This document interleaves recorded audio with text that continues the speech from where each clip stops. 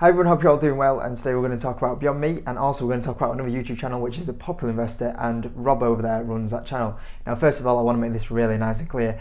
I am a massive fan of Rob, and I'm also a massive fan of his channel. I think he puts some amazing content out there, and I also think he's an amazing investor. So I've dropped his link in the description as well, so yeah, go check out his channel because it is amazing content he puts out there. Probably one of the best investors and stock market YouTubers on the scene right now, so yeah, big up to Rob because I'm a big fan of his channel. However, and that's the big part of the video today, however, he did make a statement this week about Beyond Meats, which I totally disagree with, and I'm going to make a video today saying that I don't think what was in that video was totally correct. It was kind of squeezed in like the first kind of 2 minutes, and I'm going to put my point of view back why I think that what Rob said about Beyond Meats was unfair and incorrect about the stock. So I currently have shares in Beyond Meats and also some shares in Tattoo Chef. Now in the video, what Rob goes and says is that he's selling his shares from Beyond Meats and putting that into Tattoo Chef.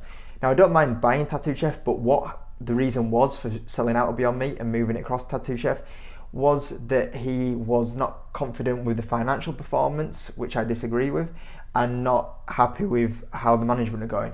Once again, totally disagree with. Now in the first video, I'm going to show a couple of clips, and this is one of the first clips in the video where Rob goes on to say that he wasn't impressed with the conference call. On the latest quarter for Beyond Meat, I was incredibly dissatisfied with management, and on the latest quarter for the Tattoo Chef, I was incredibly satisfied with management. Now, funny enough, I was actually more impressed with Beyond Meat's recent quarter than Tattoo Chef's recent quarter. But hey, you know, that's just a different opinion. Now the next clip actually goes on to say about why Beyond Meat had the drop in November 2020. So let's head on over to the computer screen and let's talk about why I closed out of my position in Beyond Meat. So first of all, I bought into the Beyond Meat back in November. My thesis was we had a 30% decline after the quarterly report. And the reason being is because they had massive margin compression. Food service industry had pretty much shut down, and that caused massive margin compression. Their margins went from 36% gross margin to below 30%. And that was a massive, massive dent in profitability. Share price drops 30%. Now what Rob says in them clips, I totally agree with once again. I feel like, you know, obviously we're back in November, we had earnings, it came out that basically, this is the tricky part with Beyond Meat. It's basically totally different to Tattoo Chef because you've got two kind of revenue streams coming in.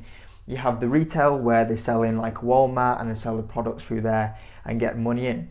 Obviously, supermarkets are still all operating. So this is totally fine. The other half of the business that they're really building up and which makes Beyond Meats even more attractive is the food services. Now this has been totally wiped out because what has happened is the food services where they sell food at restaurants, maybe sport events, something like that. The thing that you have right now is that restaurants are either closed, non-existent because of the CV situation, or they're running at a limited capacity. So this half of Beyond Meat's company has been totally wiped out in the last 6 months. Now that took a knock in the earnings, and what basically happened in November 2020 is it turned out that they've got a lot of stock, they've lost this side of the company. Sure, management could have maybe done a little bit of a better job, but it hit margins and that caused this slump in the share price. Now the thing is with that little one thing that's going on there, you've got to realise, is this company a great company in the next few years and it's worth buying this dip, or is it a bad company? Now clearly at the time, Rob thought it was a good time to go buy this company, and same for me. That's when I started buying my shares in Beyond Meats, November 2020, when it reported the earnings and it had a big massive dive. That's when I started buying this company. And like I say, most of this was caused because they've lost this half of the business, but you got to start thinking 6 months down the line, 12 months down the line, 24 months down the line, and where's this going to be? And in my opinion, this is going to recover and be even stronger. And that's what you've got to think about as a long-term investor. You've got to start planning out, okay, we know this is happening right now, but where is it going to be in the next few months? And I think this is maybe something that Rob totally forgot about. What I'm going to do, I'm going to get a bit more detail into this, but I'm going to show you one more clip from the video. Quarter over quarter, as you guys can see right here, Beyond Meat miss expectations every single time. And this is where I draw the line with missing expectations. There's nothing wrong with missing expectations if you're still performing very well. But where I got really frustrated is in the last couple of quarterly reports that I read and the transcripts that I read, every single quarterly report, they have this huge partnership Restaurant brands, the latest one is McDonald's. It's like a carrot dangling in front of the investor's face. Hey, listen, we're underperforming, but we have this wonderful, wonderful partnership. It's never showing up in the income statement. So that clip basically goes on to say that obviously management are trying to show off to investors through deals, and also that the financial performance is poor. So there's two things to kind of go through there.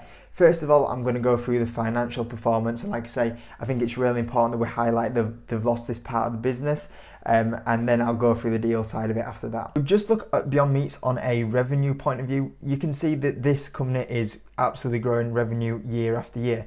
In fact, if we actually go on to the year that's just gone, you can see that the actual revenue in 2019 was 297 million, and that went up to 406 million. And like I say, that's with basically half of this company's revenue being shut down. And on a revenue point of view, they have always been estimates in revenue until this year. Now, personally, in my opinion, EPS does not really matter for a growth company. You're looking for revenue growth on an early stage company ramping up production, and like we say, I'll talk about the EPS side of it in a little bit, but personally for me, when I look at a company at this point of view, which Beyond Meats is at, revenue 10 times matters what they're putting on the EPS front. So I think them missing EPS isn't huge. I think you got to focus more on the revenue, which once again, even in a year that has totally wiped out half the company, has been very impressive. Now this was the recent earnings on Q4 for Beyond Meats, and you can see here US retail grew at 76%, which is amazing. International retail grew at 139%. They are fantastic numbers, and I can't see how you can say that is poor performance. That is absolutely amazing. Now this is a big thing that I go on to. Food services. This is the part of the company that's been shut down, and this will recover in the next 6 months. Down 42% because we've got no restaurants, we've got no food services. That is where the decline is. And you look at the international, once again, down 62% on the food services. So you got half the company shut down here, and we don't expect anything from that part of the company. And that's what's going to hurt margins because there's not as much production. But when you look at the revenue on the sales side of it for the retail, it's another phenomenal year. So from a revenue point of view, I can't see how you can say it was a bad year for Beyond Meats because they grew revenue at another crazy rate. To say this half of the business has been totally shut down. Now, what you've got to remember once again is that this part of the company, you know, when you start running 6 months, 12 months down the line, is this still going to be struggling or is this going to come back? It's going to come back. And then food services is going to shoot up, it's going to recover.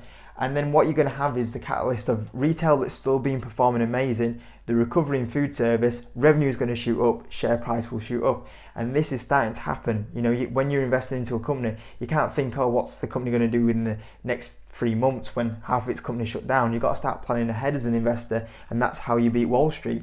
And at the moment, this is going to start coming back even stronger. Now, the deal side of it, I'm totally happy with them announcing all these deals. They're absolutely amazing. The deals with Pepsi, McDonald's, by the way, you know, the one dream contract they could have, they've got it, you know, serving the burgers to McDonald's. Imagine how many stores, how many sales on the food service side that's going to open up for it. So you got obviously Pepsi, you got McDonald's, Starbucks, Pizza Hut, there's loads. I need a big list here to go through them all, but there's so many deals that they've got. Now, when they announce them deals don't suddenly go, okay, we're going to send all our products to every single Pizza Hut overnight. You need to put production in place to do that. It doesn't happen straight away. You know, when you announce a Pizza Hut deal, that's not going to show up in the next quarter. It takes a few months for them to ramp up. You need to get in touch with all the stores. You need to get the advertising ready. You need to get the production facilities ready. And that ain't going to come, but you've got to start running them numbers further down the line. You start running the numbers further down the line, and then you think, well, Beyond Meat, the retail side of it is performing absolutely phenomenal. The food service side of it, sure, it's got killed, and it might get killed for 3 more months, but you're telling me that, you know, we know everything's opening back up. We know that food services is starting to open back up, and this will rebound. It'll be like a slingshot. This will rebound absolutely huge. But then you've got to start factoring in, well, when this starts opening up in the next few months, and then these deals start getting factored in, that food service side of it is going to be growing 100% rate, even higher. And that's the thing, like this is as a massive rebound to come, and then because of the deals that are coming in, that is once again going to shoot the food service part of the company up. And once again, what you'll see is this company growing revenue at a fantastic rate. Now, just on the last point of view on the EPS, and I just want to say about management here. I think management have done phenomenal to grow that, and I think they've done phenomenal to get some of these big, massive brands. You know, what the management are going to do with them deals is it's going to increase the revenue on this side of it, but the branding, you know, you've got your product in, I can't even remember how many McDonald's there is, like 20,000 McDonald's. Starbucks, how many Starbucks is there? Like 20,000 Starbucks. Pizza Hut, 20,000 Pizza Huts. The branding's huge, not just from the sales point of view. The branding side of it, absolutely huge, having your product in there, people recognizing your product and then seeing it in the retail side of it. Great way for the marketing point of view.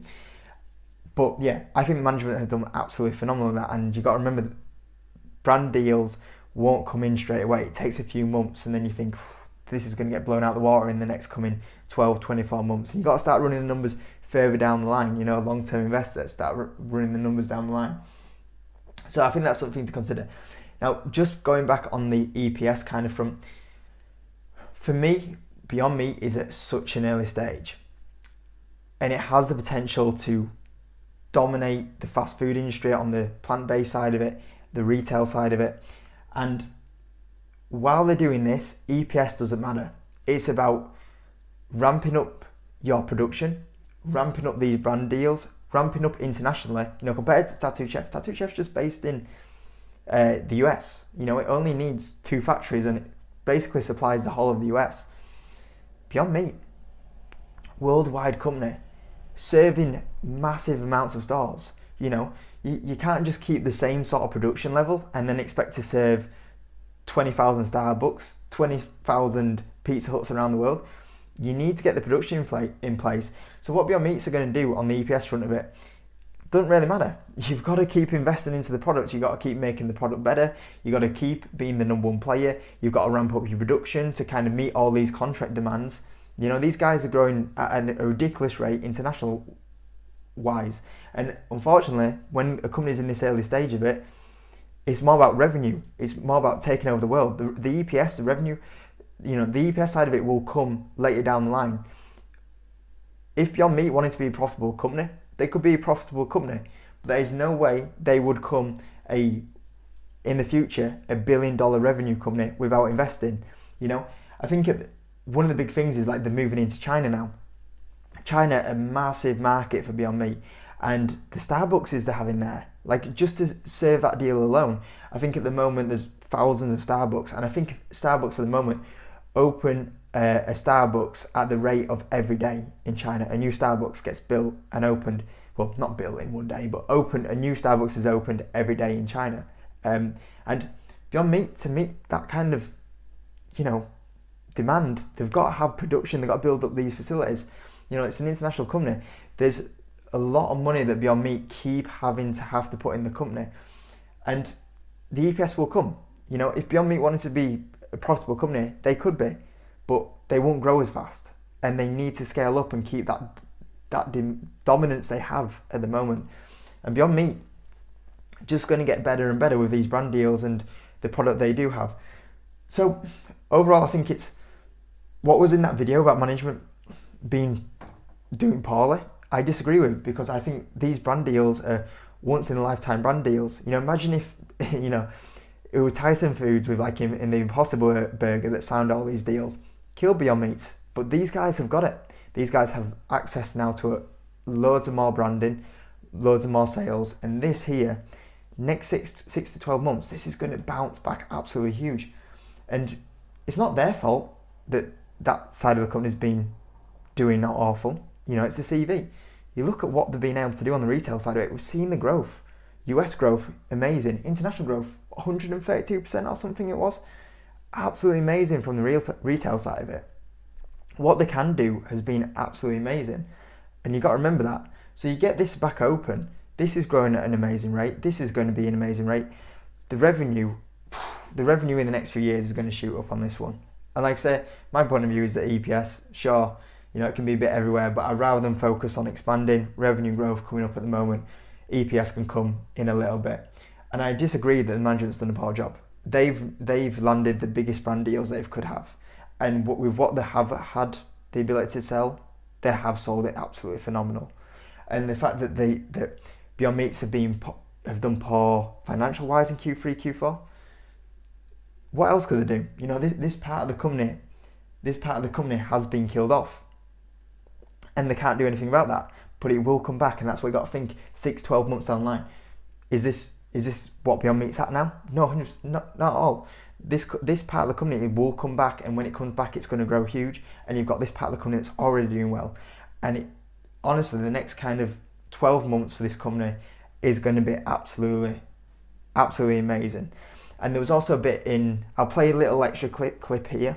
And when these partnerships start showing up in the quarterly reports, I might reconsider it. Maybe the valuation's a lot lower and I get in at a much better price. But as of right now, I just lost confidence in the management. I say Rob is looking to maybe time the market and get back in, but I've seen it so many times before. Timing the market.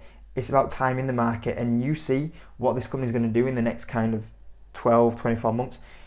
Honestly, they're going to, when this comes back, they're going to blow numbers out the water in the next coming few months.